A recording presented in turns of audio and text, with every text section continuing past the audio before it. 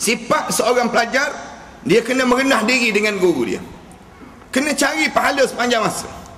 Kita baca dalam hadis Rasulullah cerita tentang bagaimana sahabat menjadi murid pada Rasulullah sallallahu alaihi wasallam.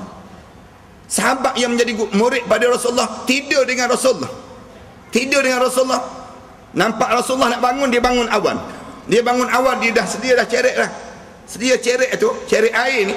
Rasulullah dah bangun saja, dia pun tuangkan air pada Rasulullah sallallahu alaihi wasallam untuk Rasulullah ambil wuduk. Siap je Rasulullah ambil wuduk, Rasulullah datang dekat dia.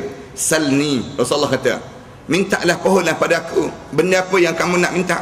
Kamu ni sampai mengikut aku ni begini sekali ni.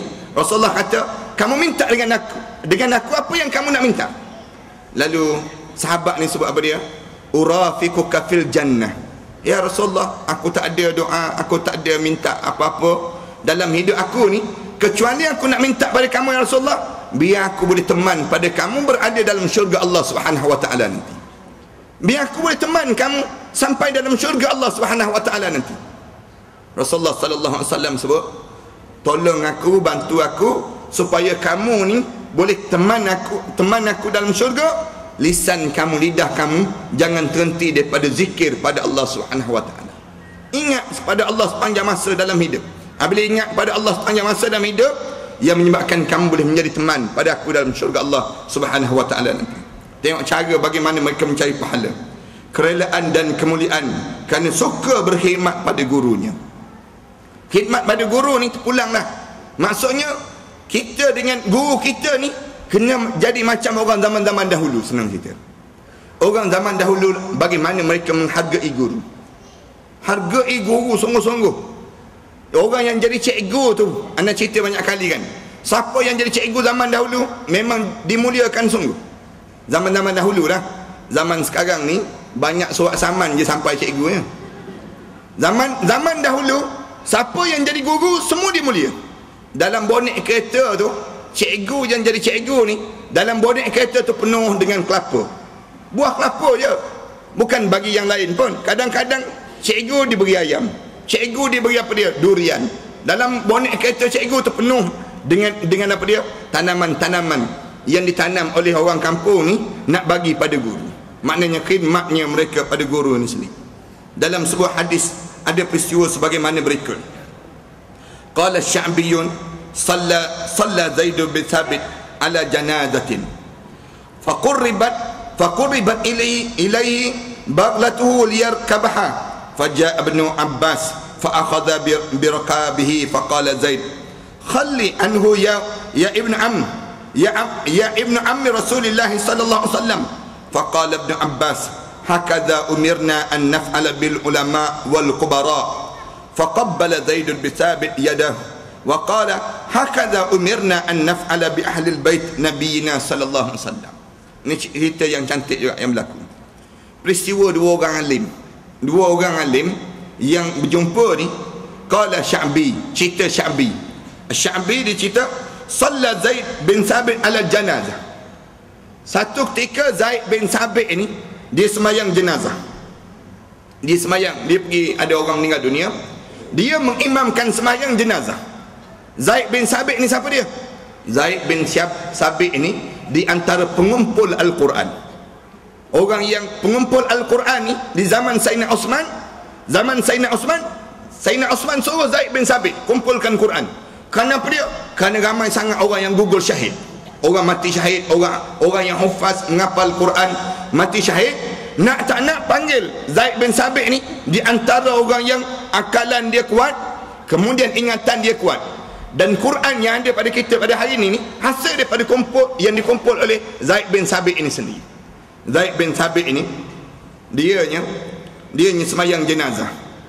Bila siap semayang jenazah, faqurribat ilaihi baghlatuhu liyarkabaha.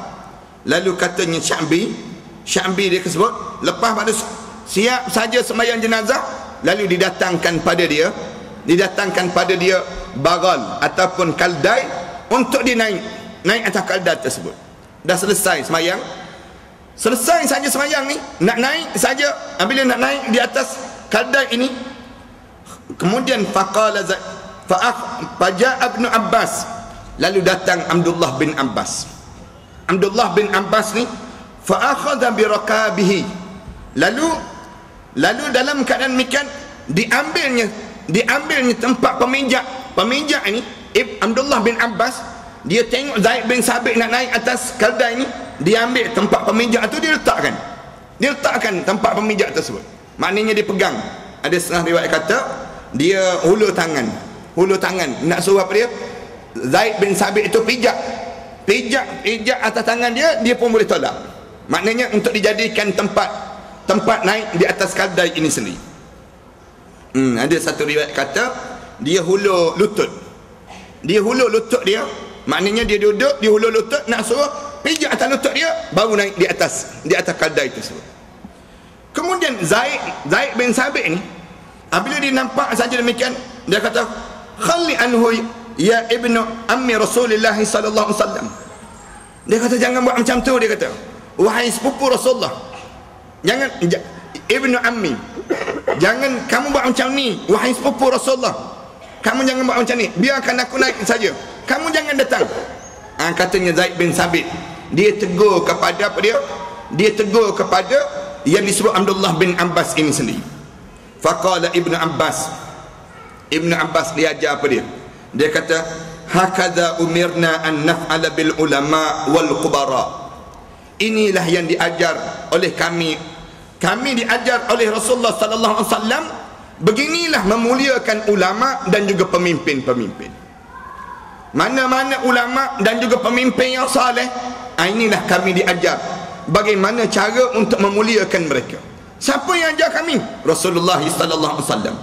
Rasulullah ajar pada kami ni, kalaulah ada ulama, kami muliakan demikian. Zaid bin Sabit ni orang yang alim. Oleh kerana kealiman dia, maka dalam keadaan demikian, Ibnu ammi Rasulullah ni, yang disebut dengan anak saudara Rasulullah sallallahu alaihi wasallam ini sendiri, dia anak saudara pula, sepupu Rasulullah sallallahu alaihi wasallam ini sendirinya, lalu dia hulurkan telapak kaki tadi dengan cara untuk memuliakan, yang dinamakan dengan memuliakan yang disebut dengan Zaid bin Sabit ini sendiri. Faqabbala Zaidun bin Sabit yadah. Zaid bin Sabit ni, apabila tengok saja demikian, dia pun terus pergi dekat dengan Ibn Abbas tadi. Dia pegang tangan Ibn Abbas, dia cium tangan Ibn Abbas. Wa qala, lalu dia kata apa dia? Hakadha umirna an naf'ala bi ahli al-bait nabiyina Muhammad sallallahu alaihi wasallam. Demikianlah kami datang dan kami memuliakan, kami diajar oleh Rasulullah untuk memuliakan keluarga Rasulullah sallallahu alaihi wasallam. Ahlul bait dipanggil demikian. Tengok dua cara, dua adab ulama-ulama. Di antara ulama memuliakan di antara satu sama lain. Seorang ada ilmu, seorang lagi keluarga Rasulullah sallallahu alaihi wasallam. Dua-dua dimuliakan. Ulama dengan ulama, jangan saling mempelekeh, jangan. Orang alim sama orang alim, jangan saling kata mengata, jangan. Orang alim dengan orang alim diajar supaya dia memuliakan di antara satu sama lain. Manakala kita yang belajar pula memuliakan guru kita, jangan kita hodohkan dia, jangan kita rosakkan nama guru kita, ataupun kita hodohkan dengan peribadi kita di hadapan guru-guru kita ni sendiri. Yang cara dia boleh pergi cium tangan dengan tujuan apa dia? Memuliakan keluarga Rasulullah sallallahu alaihi wasallam. Tempat kita ni kan, ada keluarga Said, ada keluarga Syarifah. Kadang-kadang keluarga Said dan Syarifah ni, kalau kita tanya kenapa tak kahwin lagi, umur 34 dah tak kahwin lagi, umur 37 tak jumpa keturunan, tak jumpa Said, tak jumpa dengan Syarifah. Syarifah tak jumpa, kenapa? Nak jaga keturunan. Kenapa? Nak jaga keturunan Rasulullah sallallahu alaihi wasallam. Ni ada juga yang demikian. Ana sendiri berpandangan, kalau kita nak jaga keturunan Rasulullah, kita kena kembangkan lagi keluarga Rasulullah. Kembangkan lagi keluarga Rasulullah. Macam mana nak kembangkan lagi keluarga Rasulullah? Kahwinlah dengan siapa saja yang masuk meminang dengan kita ni, terima saja. Nak suruh apa dia? Biar ramai sikit orang nak suruh jadi keluarga Rasulullah sallallahu alaihi wasallam. Ni marah ni, Said dengan Syarifah tak kena kahwin. Kadang-kadang yang berjumpa dengan Ana tu, ada seorang budak dia berjumpa dengan Ana, dia kata, Ustaz, saya tak boleh kahwin Ustaz. Kenapa tak boleh kahwin? Tak berjumpa Syarifah dia. Ustaz tak ada kekenalan syarifah. Anda kata kalau nak kenal macam mana kita seorang lelaki? Nak kenal macam mana? Kalau kenal tak kena gaya anak dulu, tak kena gaya dapat. Nak sebut gambaran apa dia? Gambaran yang dalam keadaan macam ni kata, anda kena cari sendiri lah. Ni nak cari sampai dia umur dah lewat dah, tak kahwin lagi. Kahwin nak jaga Said dengan Syarifah ni nak kata. Sepatutnya anda tanya kenapa? Nak jaga keturunan Rasulullah. Bagus dah nak jaga keturunan Rasulullah. Kalau betul nak jaga keturunan Rasulullah, kahwinlah dengan siapa saja. Biar ramai lagi keturunan Rasulullah sallallahu alaihi wasallam. Tengok Hasan kahwin. Hasan ni anak Rasulullah, cucu Rasulullah sallallahu alaihi wasallam. Ada dia cari keturunan Rasulullah nak kahwin? Tak. Sayyidina Hasan dia kahwin dengan siapa dia? Dia kahwin dengan orang kebanyakan dengan tujuan apa ni? Dengan orang ramai ni dengan tujuan mengembangkan lagi keturunan Rasulullah sallallahu alaihi wasallam. Kita jaga yang tu. Yang macam ni tak jaga. Guru kita tak jaga. Tapi yang namakan dengan apa dia? Jaga yang disebut dengan yang disebut keturunan Rasulullah kita jaga. Guru kita tak jaga. Hilang adab dipanggil demikian. Oleh kerana itu tidak patut sama sekali jikalau penuntut ilmu itu berlagak takbur pada gurunya. Penuntut ilmu jangan takbur. Orang yang belajar dengan guru dia kena tawaduk dalam dia belajar ini sendiri. Jangan takbur dengan guru dia. Dia kena letakkan guru dia ni kemuliaan yang ada pada guru dia. Siapa-siapa yang belajar dia kena ajar demikian. Barang siapa yang menyombongkan diri pada gurunya padahal ia masih memerlukan ilmu pengetahuannya dan mau memperolehi faedah dan kemanfaatan daripada gurunya itu, tiada lain pelajar tersebut adalah termasuk golongan manusia yang buruk budi pekertinya. Sombong ni kadang-kadang macam mana? Dia sebut macam ni je. Alah ustaz tu mengajar gitu je boleh mengajar, dia sebut. Alah ustazah tu mengajar benda yang lekeh je. Kita kalau dia tak mengajar pun kita boleh mengajar, dia sebut demikian. Sombong dengan ilmu jangan sombong dengan guru kita, jangan. Dalam kita belajar ni jaga budi pekerti kita. Jangan burukkan guru kita, jangan. Di antara satu sama lain. Jangan bandingkan di antara guru ni dengan guru ni, jangan. Jangan ajar pada kita. Kita sebut, ustaz ni kalau dia bercakap gini. Ustaz ni kalau dia bercakap macam ni. Jangan banding. Kenapa? Kamu nak banding tu kamu siapa? Kita nak banding tu kita siapa? Nak bandingkan di antara guru ni. Setiap orang ni dia ada kelebihan tersendiri. Ana ada bidang ana. Guru ni ada bidang guru ni. Dia ada guru-guru tersendiri. Jangan membandingkan di antara satu sama lain. Nak bandingkan guru apa dia? Guru Quran dengan guru pendidikan jasmani. Memang beza.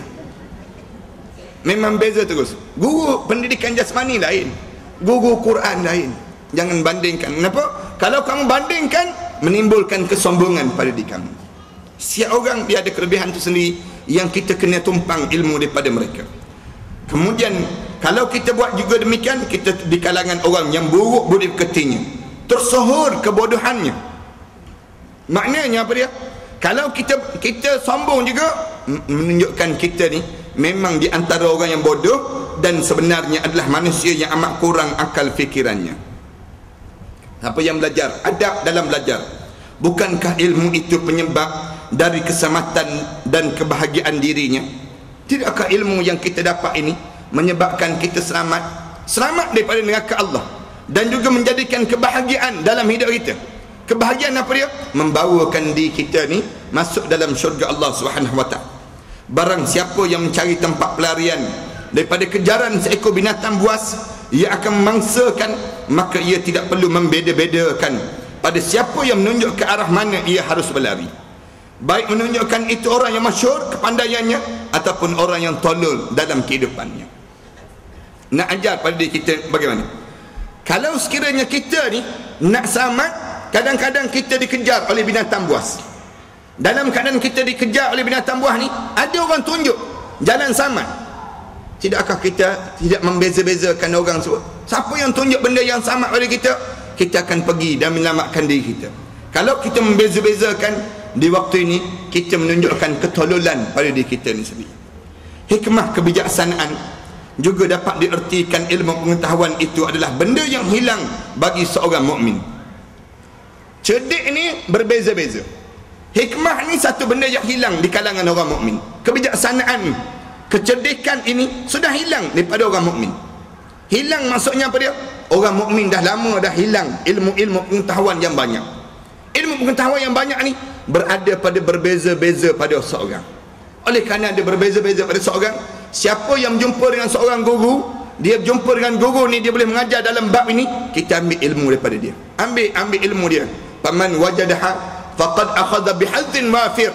Rasulullah SAW sebut, siapa yang jumpa dengan satu ilmu, dia ambillah sebanyak mungkin ilmu yang didapat ini sendiri.